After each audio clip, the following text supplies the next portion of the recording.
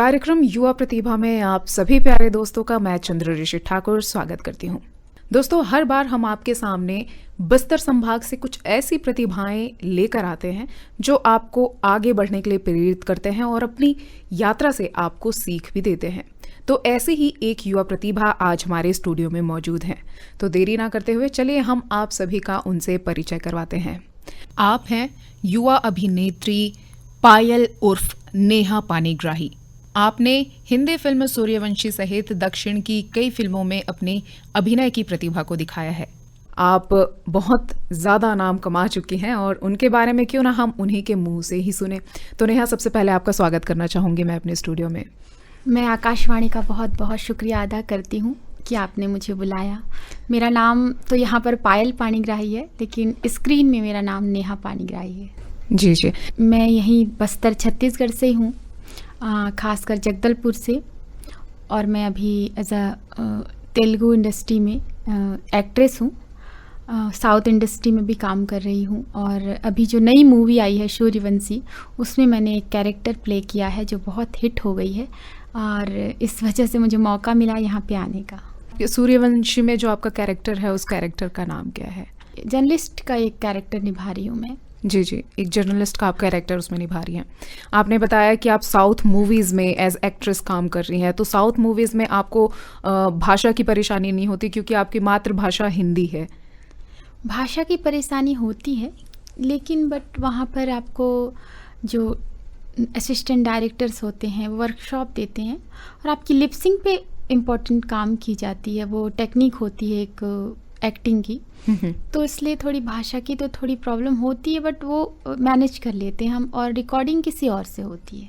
अच्छा, तो आप एक्टिंग करते हैं और फिर उसके बाद वॉइस ओवर कोई और दूसरा देता है? हाँ, क्योंकि हम तेलुगु बहुत टंग ट्विस्टर लैंग्वेज है तो थोड़ी प्रॉब्लम होती है, बट बहुत सारे वर्ड सब सीख गए हैं तो ईजी हो गई ये चीज़ें। आपने बताया कि आप अभी तेलुगु मूवी में काम कर रही हैं। तो तेलुगु में कौन कौन सी मूवीज़ में आपने काम किया है? आप अपने काम के बारे में कुछ बताइए। अभी मैंने एक तू ही रे मूवी की है और एक सम्हारी करके मूवी है, कंप्लीट हो गई है वो शूटिंग। अभी मेरे पास लव ऑफ जर्नी है जो शूटिंग पे है अभी। जी जी। जो तेलुगु मूवी है। अभी एक कन्नड़ मूवी है और एक तमिल मूवी भी है जिसकी शूटिंग चल रही है अभी। जी जी। तो इतनी सारी मूवीज़ के बाद क्या आपने सोचा है कि आप बॉलीवुड पर भी ध्यान देंगी? एक्चुअली मैंने बॉलीवुड पे तो ध्यान देना ही है, क्योंकि बॉलीवुड पे ही लीड एक्ट्रेस का एक ख्वाब देखा है, सपने हैं। बट अभी तो मैंने यहाँ से जर्नी स्टार्ट की है तो मैंने यहाँ से ही करना। अभी मुझे लगता है कि मुझे यहाँ से करना है, फिर अच्छे मुझे मौके मिलेंगे या मुझे लगता है कि स्क्रिप्ट मेरे लायक है तो मैं डेफिनेटली आगे करूँगी। तो आपको सबसे पहली मूवी आपकी कौन सी थी? मेरी सबसे पहली मूवी थी तू ही रे। तू ही रे, ये कौन से लैंग्वेज की मूवी है? ये तेलुगु मूवी है। तेलुगु मूवी है। तो इस पे आपको ब्रेक कैसे मिला? एक्चुअली मुझे एक एड शूट मिला था, तेलुगु का एक एड शूट है बजाज इलेक्ट्रॉनिक का, जो शूट मुझे मिला था। तो फिर उसके बाद वहीं पर मुझे कुछ लोग मिले जिन्होंने फिर मुझे हिंदी ये तेलुगु मूवी दिलाई। फिर मुझे हिंदी सूर्यवंशी भी वहीं रामोजी फिल्म सिटी से ही मिली है, हैदराबाद से। तो वहाँ से ऐसे कनेक्शन मिलने लगी, कनेक्ट होने लगी लोगों के साथ, तो फिर मुझे वो मूवी मिली है। तो क्या आप हमेशा से ही इसी लाइन पर जाना चाहती थी, फिल्म लाइन पर ही, या फिर कुछ और आपका एम था पहले? नहीं, मैं फिल्म लाइन पर ही जाना चाहती थी, इसलिए मैंने प्रॉपर इस पर स्टडी भी की। मैंने इसके लिए कोर्स किया दिल्ली में जाकर, थिएटर किया, एनएसडी में काम किया कुछ टाइम के लिए। फिर एज अ कास्टिंग डायरेक्टर काफ़ी टाइम तक वर्क किया मैंने ओलंपिक के लिए जो थिएटर में ड्रामाज बनते हैं उन पे काम किया। तो काफ़ी कुछ काम करने के बाद मुझे ये मौका मिला, वहाँ पे लोग आने लगे, लिंक बनने लगी। फिर अपने आप को फिर मैंने एक्सप्रेस करना स्टार्ट किया। तो आपने बताया कि जो सबसे पहला आपका एड शूट था, तो एड शूट में आपकी कास्टिंग किस तरह से हुई? वो मैं as a casting director work कर रही थी। तो वहाँ पे कुछ लोग आते थे तो हम काफ़ी प्रोडक्ट के लिए हम कास्ट कर रहे थे। जी। जो हिंदी के लिए बनती है, एड न्यूज़ है, एड चैनल्स है, बहुत सारी चीज़ों के हम काम कर रहे थे। तो वहाँ पे कुछ लोग आ रहे थे जो तेलुगु इंडस्ट्री से थे, उन लोगों ने मुझे ऑफ़र किया तो फिर मैंने स्टार्ट किया इस तरह से। जी जी जी। तो आपकी जर्नी तो काफ़ी इंटरेस्टिंग रही होगी। आपने बताया कि आपने इसकी पढ़ाई भी की है, तो क्या आपकी स्कूली शिक्षा भी जगदलपुर से हुई या फिर कहीं बाहर से आपने किया है? मेरी स्कूली शिक्षा तो जगदलपुर से ही हुई है, और भी डिस्ट्रिक्ट यहाँ पर जो हैं कांकेर और छोटी छोटी जगह पे भी मेरी स्कूलिंग शिक्षा पूरी हुई है। बट मेरी कॉलेज मैंने रायपुर से की, और जब मैंने ये फिल्म का स्टडी करने का सोचा तो इसके लिए मैं दिल्ली गई थी पढ़ने के लिए। तो आपने ग्रेजुएशन बताया कि आपने रायपुर से किया है, तो ग्रेजुएशन आपका कौन सा विषय था? मैंने फैशन डिज़ाइनिंग में ही किया है। फैशन डिज़ाइनिंग किया था। तो आप फैशन डिज़ाइनिंग के बाद आपने मॉडलिंग का नहीं सोचा, या फिर अब सोच रही हैं मॉडलिंग का? नहीं, मैं मॉडलिंग फैशन डिज़ाइनिंग के टाइम से ही कर रही हूँ। मैं फिल्म लाइन में आने से पहले, फिल्म स्टडी से पहले से ही मैं अमेज़ॉन के लिए साड़ियों के लिए मॉडलिंग करती थी। और मैं मतलब बचपन से ड्रामा एक्टिंग कुछ ना कुछ कर ही रही हूँ, और सेलेक्ट भी हो रही हूँ हर जगह पे। काफ़ी अवार्ड्स भी मिल रहे हैं बचपन से ही। स्कूल टाइम में भी काफ़ी मैं एक्टिव रही हूँ इन थिएटर या ड्रामा से रिलेटेड चीज़ों में। और अभी जब मैं कॉलेज में थी तभी भी मैंने मॉडलिंग की। मैं फिल्म स्टडी किया तभी भी मैंने उस वक्त मॉडलिंग की। उससे पहले भी मैंने अमेज़ॉन के लिए मैं मॉडलिंग कर रही थी। जी जी। तो आपने बताया कि आपको काफ़ी अवार्ड्स भी मिले हैं, तो क्या इन अवार्ड्स के बारे में हम जान सकते हैं? सिंगिंग एंड एक्टिंग जो भी अवार्ड्स होते थे स्कूल टाइम में, तो फर्स्ट प्राइज़ मुझे हमेशा मिलती थी। और उस टाइम पे मुझे, जब मैं काफ़ी छोटी थी, तब मुझे लाल कृष्ण आडवाणी, अटल बिहारी जी जब प्रधानमंत्री थे, तब मुझे अवार्ड मिला था। उसके बाद मैं फिर एक नेशनल पे गई, भरतनाट्यम पे। तो ऐसे कई अवार्ड्स मतलब स्कूल के लिए मैं लेकर आई हूँ। आपने बताया कि आपको सिंगिंग में भी मिला है, तो क्या आपको गाने का भी शौक है? हाँ, गाने का भी बहुत शौक है। सिंगिंग में भी काफ़ी एक्टिव रहती थी मैं। और सिंगिंग के लिए भी मुझे काफ़ी मतलब स्कूल टाइम में फर्स्ट प्राइज़ बहुत टाइम पे मुझे मिला है।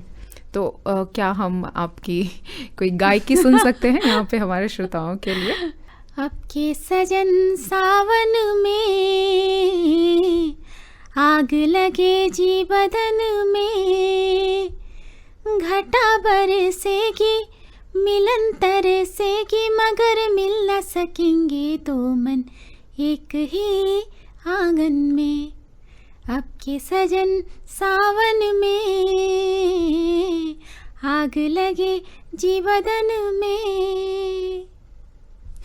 बहुत खूब, बहुत खूब। तो हम अब आपसे ये जानना चाहेंगे कि आप आगे क्या सोची हैं? आगे के लिए आपकी क्या प्लानिंग है अपने करियर को लेकर? करियर को लेकर प्लानिंग तो ये है कि एक्ट्रेस ही बनना है मुझे अभी। फिलहाल में तो मैं हर साउथ फिल्म इंडस्ट्री पे काफ़ी एक्टिव हूँ अभी। तो काफ़ी मौके भी मिल रहे हैं, काफ़ी ऑफर्स भी आ रहे हैं। पर बॉलीवुड के लिए मैं थोड़ा ट्राई कर रही हूँ कि वहाँ पर मैं कैसे अपने आप को एक्सप्रेस करूँ, इसके लिए भी वर्क कर रही हूँ मैं अभी। बॉलीवुड में काफ़ी स्ट्रगल करना होगा। तो बॉलीवुड की जो मूवी है सूर्यवंशी आपने बताया, जिसमें आपको काम मिला है, तो उसके द्वारा आपके लिंक नहीं बने जिससे आप आगे और किसी मूवी में काम कर सके?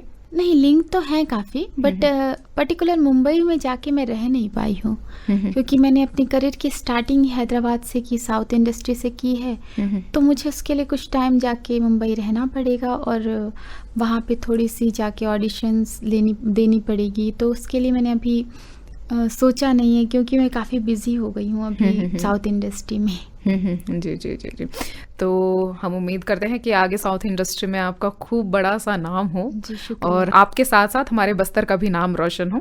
वैसे बस्तर संभाग एक छोटा सा क्षेत्र है, बस्तर क्षेत्र जो है, और यहाँ कई ऐसी प्रतिभाएं हैं जो एक्टिंग में, सिंगिंग में, फिल्म इंडस्ट्री में अपना करियर बनाना चाहते हैं। तो उन युवा श्रोताओं से आप क्या कहना चाहेंगे? देखिए, मैं ये चाहूँगी कि अगर आप अपने गांव में या यहाँ पर भी छोटे छोटे ड्रामा थिएटर्स जो भी होते हैं, वो उस पर एक्टिव रहिए हमेशा, क्योंकि मौके आपको अब खुद तलाशने पड़ते हैं। आप यहाँ से अपने आप को कॉन्फिडेंस बिल्ड करिए, यहाँ से स्टार्ट करिए, फिर धीरे धीरे डेफिनेटली मैं चाहूँगी कि आप कोई इंस्टीट्यूट या किसी वर्कशॉप पे आप एक क्लास या कुछ भी चीज़ है जो एक आपको एकेडमिकली अगर आप उसमें कनेक्ट होते हैं तो आपको बहुत खुशी महसूस होगी। जी जी।